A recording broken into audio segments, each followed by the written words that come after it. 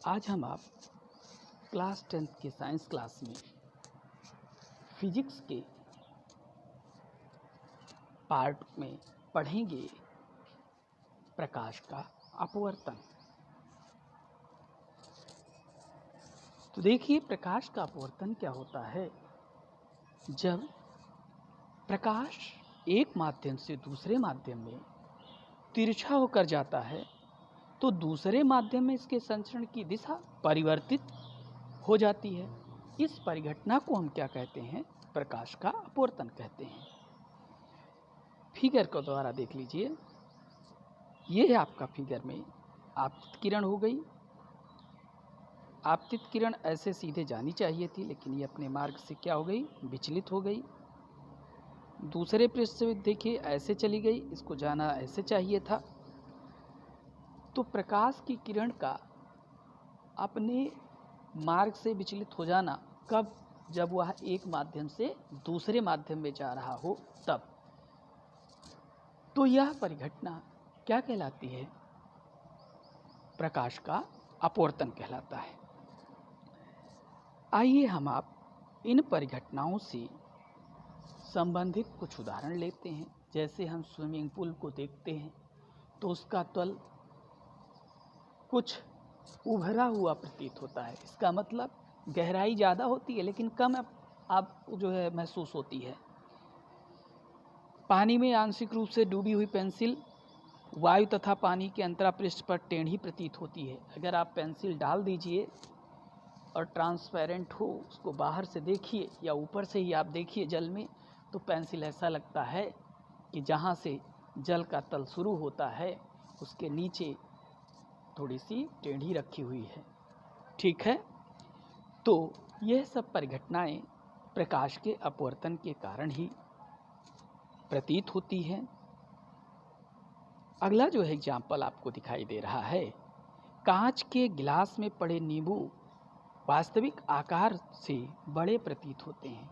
अगर आप ग्लास में ऐसा करके आप देख सकते हैं कि कांच के गिलास में नींबू को अगर डाल दिया जाए और तो बाहर से देखिए तो वह नींबू क्या होता है?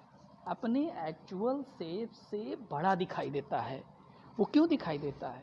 वो प्रकाश के अपवर्तन के कारण होता है।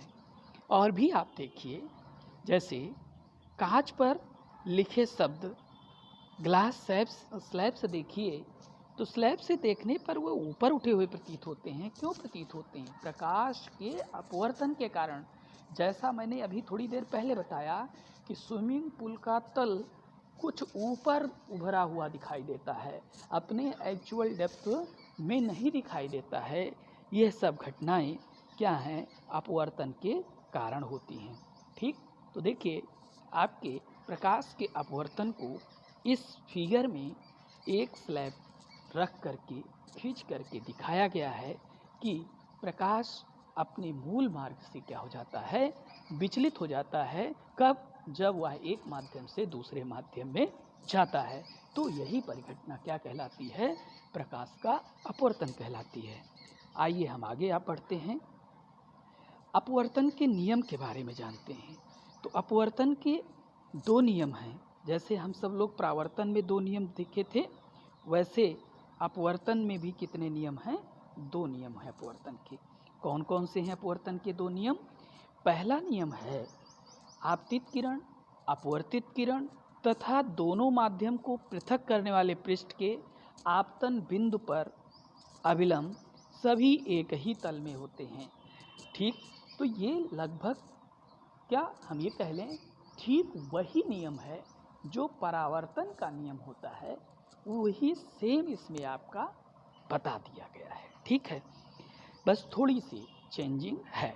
ठीक, दूसरा ये है कि अगर प्रकाश की किसी निश्चित रंग और निश्चित माध्यमों की युग्मों के लिए उसके आपतन कोण की ज्या तथा अपवर्तन कोण की ज्या का अनुपात देखा जाए तो वह क्या होता है? एक स्थिरांक होता है या स्थिर होता है। इसी नियम को हम क्या कहते हैं? स्नेल का नियम भी कहते हैं। ठीक, तो यहाँ पर आप देख रहे हैं लिखा हुआ है, क्या लिखा हुआ है? Sine I upon sine R equal स्थिरांक। थोड़ा सा स्थिरांक यहाँ पर ये गलत है, इसको आप सही से लिख लीजिएगा। ठीक, स्थिरांक हो गया, ठीक है ना। तो चलिए हम आप आगे बढ़ते हैं, दोनों नियमों को भी आप लोग जो है नोट कर लीजिएगा। अब देखिए अपवर्तनांक क्या होता है। एक्चुअल अपवर्तनांक जो है बारे में कहें तो ये उन दोनों माध्यमों में प्रकाश की चालों का अनुपात होता है। जैसा कि आप लोग देख रहे हैं यहाँ पर लिखा गया है कि पहले माध्यम में प्रकाश की चाल बटे दूसरे माध्यम में प्रकाश की चाल। इसको हम कैसे लिखते हैं,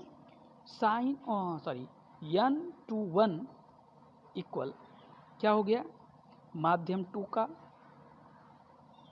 माध्यम 1 के सापेक्ष अपवर्तनांक, ये आपका हो गया।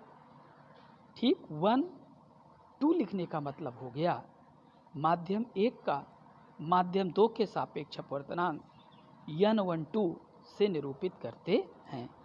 अब इन दोनों में देखिए यहाँ पर हुआ b1 अपान b2 और यहाँ पर क्या हुआ b2 अपान b1। इसका मतलब ये हुआ 2 1 का मतलब और 1 2 का मतलब पहले माध्यम के सापेक्ष दूसरे का अपवर्तनांक और दूसरे माध्यम के सापेक्ष पहले माध्यम का अपवर्तनांक। ठीक, आगे बढ़ते हैं। अब बात ये होती है निरपेक्ष अपवर्तनांक क्या होता है।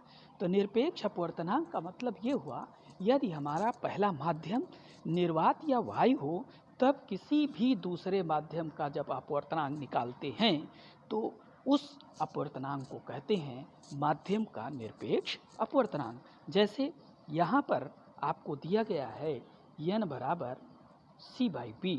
ठीक, c का मतलब ये हमारा निर्वात में या वायु में प्रकाश की चाल है और b उस माध्यम में प्रकाश की चाल है जिसका हम क्या कर रहे हैं, निरपेक्ष अपवर्तनांक ज्ञात कर रहे हैं। ठीक, आइए इसी से संबंधित हम ये जानते हैं कि हीरे का अपवर्तनांक सबसे अधिक है जिसका अपवर्तनांक होता है 2.42 है। इसका तात्पर्य है कि प्रकाश की चाल का 1/242 गुना, ठीक है, गुना यहाँ पर होगा, कम है हीरे में निर्वात की अपेक्षा। आगे हम आप देखते हैं प्रकाशिक सघन माध्यम क्या होता है।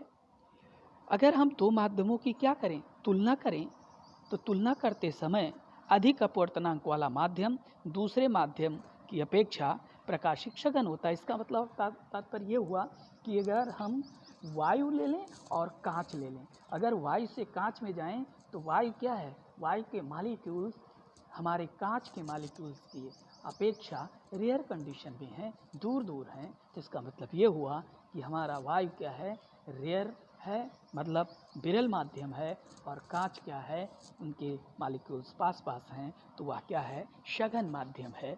हम आशा करते हैं कि आप सघन और विरल भी समझ गए होंगे दोनों।